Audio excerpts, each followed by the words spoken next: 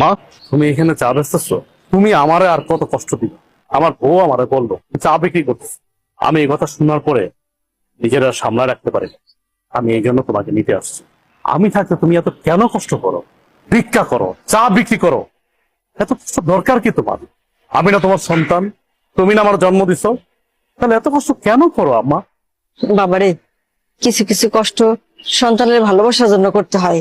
আমি চাই নাই ভালোবাসা, আমি শুধু চাই তুমি আমার পাশে থাকবা, সবসময় আমার পাশে থাকবা।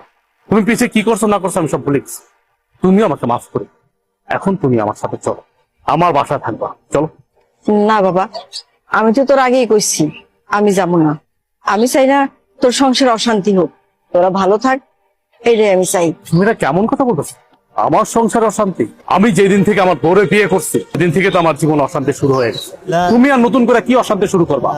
অথচ দেখো, আমার বাড়িতে থাকার কথা তোমার, অথচ তুমি না থেকে আমার শ্বশুর থাকতেছে। শ্বশুর থাকতেছে নন স্টপ, দিনের পরে দিন, রাতের পরে রাত, ভালো মন্দ খাইতেছে, ঘুমাইতেছে, ফিরতেছে। অথচ তুমি রাস্তা রাস্তা ভিক্ষা করতেছো, চা বিক্রি করতেছো। খারাপ লাগে না আমার? আমার তো খারাপ লাগে। তোমার তো ন্যূনতম কমন সেন্সটুকু আছে, অথচ আমার শ্বশুরের কোনো কমন সেন্স নেই।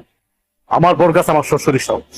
যাই হোক মা, আমি তোমার এত কথা বলতে পারতেছি না, এখন কোনো কথা আমি শুনবো না তোমার। তোমার এই চার ব্যবসা রাইখা এখন আমার সাথে তুমি চলো। চলো, এখন থেকে তুমি এই বাড়িতেই থাকবা। তুমি এত কিছুর পরেও সেই তোমার মাকে বাড়িতে নিয়ে এসছো, আমাকে তোয়াক্কা করে তুমি তোমার মাকে নিয়ে আসছো। তোমাকে কি তোয়াক্কা করবো? কি তোয়াক্কা করবো তোমাকে? আমি এই সংসারটা চালাই, আমি ইনকাম করি, আমি পাঁচতলায় বসে এসির বাতাস খাবো, আর আমার মা রাস্তা রাস্তা চা বিক্রি করবে, ভিক্ষা করবে, সে গাছের নিচে থাকবে। দেখো, এই সংসারটা আমার, এই সংসারটা আমি মেনটেন করি, তাই আমি যা বলবো তাই হবে। আমি তোমার মাকে নিয়ে থাকবো না এই বাড়িতে। কে কার সাথে থাকবে বা না থাকবে এটা একান্ত ডিসাইড করব আমি। তুমি ডিসাইড করার কে? কে তুমি? কে তুমি বলো? আমি কে মানে? আমি তোমার বউ। এই বাড়িটা আমার, আর এই সংসারটাও আমার। এই সংসারের সব দায়িত্ব আমি পালন করি, তুমি তো তেমন কিছুই করো না। সো আমি এই সংসারে যে ডিসিশন দিব সেটাই ফাইনাল। আর তোমার মা তোমার ছোট ভাইয়ের ঘরে টিকতে পারেনি, আমার ঘরে কেন টিকবে? হ্যাঁ, তোমার কি মনে হয় যে উনি অত ভালো একটা মেয়ের সাথে টিকতে পারলো না, আমার সাথে টিকতে পারবে? কখনোই না।